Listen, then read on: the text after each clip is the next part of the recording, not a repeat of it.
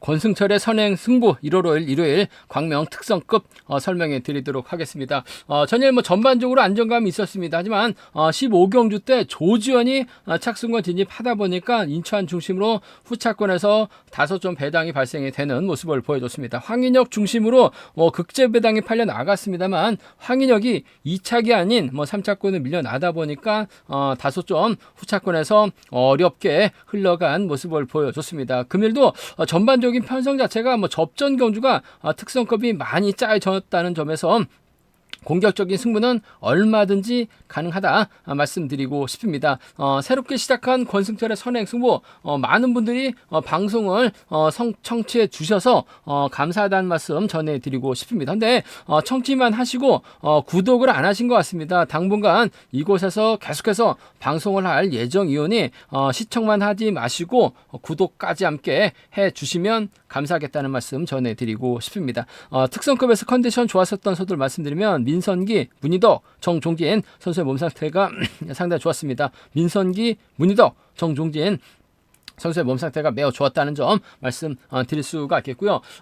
유튜브 구독자 중에서 남자 김영훈이라는 분이 계신데 경주라는 표현 대신 R을 써서 한번 설명하는 것이 어떠냐라고 조언을 해주셨었는데 생각해 보니까 경주보다는 좀 R을 쓰는 게 채널 유지에 있어서 도움이 많이 될 것 같다는 생각에 앞으로 가급적이면 경주보다는 R을 사용해서 말씀을 드리려고 하는데요. 몇십 년 동안 경주라는 말을 쓰다 보니까 입이 잘 경주라 R이라는 말이 잘 안 나오는 것 같습니다. 가급적이면 경주보다는 R을 사용해서 이번 말씀을 해드리겠다는 점 말씀드리고 싶습니다.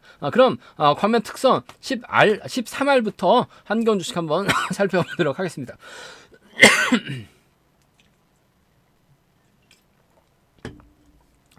과면 특성 13알입니다. 이번 편성 박경호가 강자피한 편성 배정 받았어요. 그렇기 때문에 상당히 좀 유리한 경주 펼쳐나갈 가능성이 높다 말씀드리고 싶은데 동서울팀 김동훈이 있긴 합니다만 박경호가 김동훈까지 챙겨나가기는 힘들 것 같습니다. 아무래도 전일 조지현 힘으로 버텨내는 모습을 보여줬었는데 금일도 조지현이 힘을 쓰고 박경호가 물가고 문희덕이 따라 나서는 경주가 될 가능성이 상당히 높을 것 같습니다. 조지현이 과연 얼마만큼 선행량을 발에 나갈 수 있을지가 관심사라는 점 말씀드리고 싶은데 연이틀 아쉬움을 남겼었던 박경호 전일도 저치기 한번 노려보려고 했었습니다만 결국 넘어서지 못하면서 양승원 공태민에게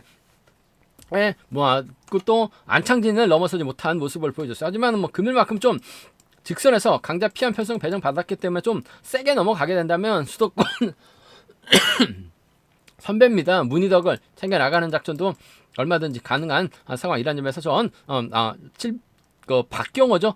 박경호가 문희덕을 챙겨나가는 경주 펼쳐나갈 가능성이 상당히 높을 것 같습니다. 요즘 들어서 문희덕도 상당히 좀 집중력 발휘나가는 모습을 보여줬어요. 전일 문희덕 황인영이 넘어서지 못하다 보니까 다소 좀 아쉬움을 남기는 모습을 보여주긴 했습니다만 쫓아나설 수 있는 상황이라는 점에서 전 박경호가 조지현 넘어서게 된다면 문희덕이 쫓아나서는 경주 펼쳐나갈 수 있는 만큼 박경호하고 문희덕의 동반 입상 기대해보고 싶은 상황이라는 점 말씀드리면서 조지현이 힘을 썼을 때 박경호가 승부 타임이 짧게 가져가는 작전 펼쳐나가게 된다면야 박경호하고 조지현의 동반 입상도 충분히 생각은 해볼 수 있다는 점 말씀드리고 싶은데 아무래도 조지현이 힘을 써야 되는 상황이죠. 조봉철 상대로 넘어서야 되기 때문에 힘을 쓰게 된다면 박경호가 직선에서 조금 세게 넘어갈 가능성, 세게 넘어가게 된다면 아무래도 문희덕과 협공이 좀 더 유리하다 말씀드리면서 전일 자신감 얻은 조지현이기 때문에 버텨내게 된다면 박경호하고 조지현의 동반 입장 충분히 생각해 볼 수 있는 상황 견주라는 점 말씀드리고 싶습니다.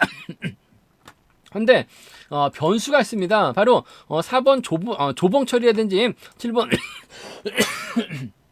이성룡이 힘을 쓰게 된다면 5번 유다운의 죄송합니다.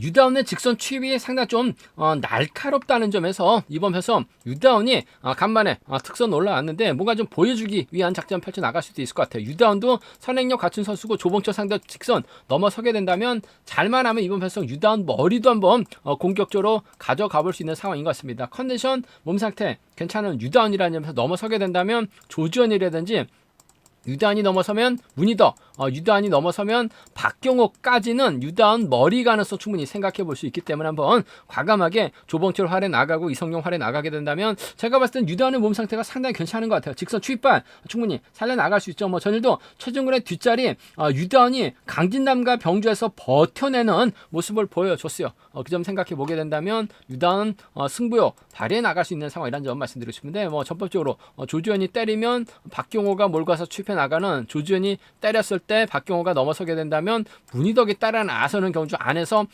분명 마무리가 될 수 있는 상황인 것 같은데 전 문희덕 쪽에 좀 더 우선에 봐달라는 말씀 전해드리면서 삼복승도 이들 중심으로 하는 전략이 안정감이 있다 말씀드릴 수가 있겠는데 문희덕의 뒷자리는 김동훈이 막혀 나갈 가능성이 상당히 높을 것 같습니다. 3차권에서는 김동훈 공략은 가능하다 말씀드리고 싶습니다. 과면 특성급 14경주입니다. 이번 편성 정재환이 득점에서 앞서 나가고 있죠. 정재환이 초조부담 안고 있기 때문에 김범수가 앞선에서 자리 잡고 권혁진하고 김두용이 경기의 주도권 잡아 나가려고 할 가능성이 상당히 높을 것 같습니다. 그렇게 된다면 뭐 최석윤이나 강진남, 황정현이 외선에서 반격 나서려고 할 가능성이 높다 말씀드리고 싶은데 김범수의 선행감도 괜찮은 모습을 보여주고 있기 때문에 정재환이 인정받게 된다면 김범수 상대로 직선 취입 승부 충분히 가능한 상황이라는 점 말씀드리고 싶은데 아무래도 두 선수가 좀 나이 차이가 있고 정재환이 작년 연말부터 몸 상태가 많이 살아나긴 했어요. 뭐 직선 취입은 상당히 좀 날카로운 모습을 보여주고 있긴 합니다만 김동의 선행을 김범수가 활용해 나가면서 반바퀴 넘어서게 된다면 정재환의 취입이 나오지 못할 가능성도 다분한 것 같습니다. 그 점 생각해 보게 된다면 정재환하고 김범수의 동반 입상은 아무래도 복승까지는 함께 생각하는 전략이 조금 안정감이 있는 상황이라는 점, 정재환하고 김범수의 동반 입상 아무래도 기본이 되어야 된다는 점 말씀드리고 싶은데 복승 함께 생각해 둬야 된다 말씀드릴 수가 있겠고 정재환의 뒷자리는 권혁진이 막혀 나가면서 쫓아 나설 가능성도 상당히 높을 것 같아요. 마크만 된다면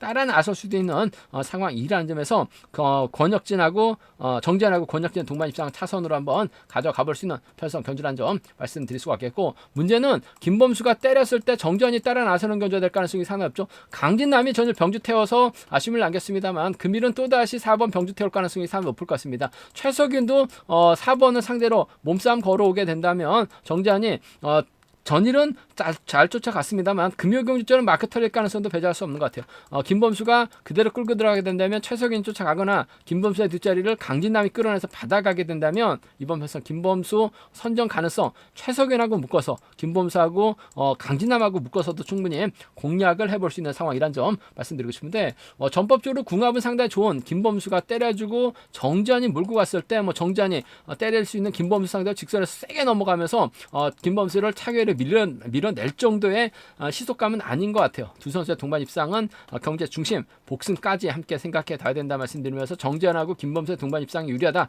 말씀드리고 싶은데 아무래도 복승과 함께 생각하는 전략 필요하고 안정감 있다 말씀드리고 싶습니다. 3복승은 다소 좀 변수 가능성이 상당히 높은 것 같아요. 공격적인 승부는 3복승 가능하다 말씀드리고 싶습니다. 광면 특선 15R입니다. 이번 편성 최종근이 득점에서 앞서 나가고 있죠. 득점에서 앞서 최종근 유성철 활약에 나갈 수 있고 윤민우 활약에 나갈 수 있는 상황인 것 같습니다. 하지만 앞전에서 때려줄 만한 선수가 없기 때문에 최종근 입장에서 아무래도 치고 나갈 손경수를 타겟으로 하는 작전 펼쳐 나갈 수 있다 말씀드리고 싶은데 구봉강이 힘을 쓰고 민성기가 따라 나갈 거고 최종태는 아무래도 받아서 손경수의 뒤를 노리려고 할 가능성이 상당히 높을 것 같습니다. 손경수가 선행력을 발휘해 나가는 편성에서는 상당히 좀 고전하고 있는 상황인 것 같습니다만 구봉강을 활에 나가거나 민성기를 활에 나가면서 저치기 타임 잡아 나가게 된다면 최종근 견제 충분히 가능한 상황이라는 점에서 아무래도 손경수하고 최종근의 전략적인 연합이라기보다는 객관적인 기량에서 앞서 나가고 있죠. 91년생이긴 합니다만 1월생이다 보니까 최종근은 90년이에요. 손경수에게 1년 선배가 된 상황인 것 같은데 손경수가 민성기 구봉강만 활에 나간다면 아무래도 최종근 취입 전자에는 충분히 가능할 것 같아요.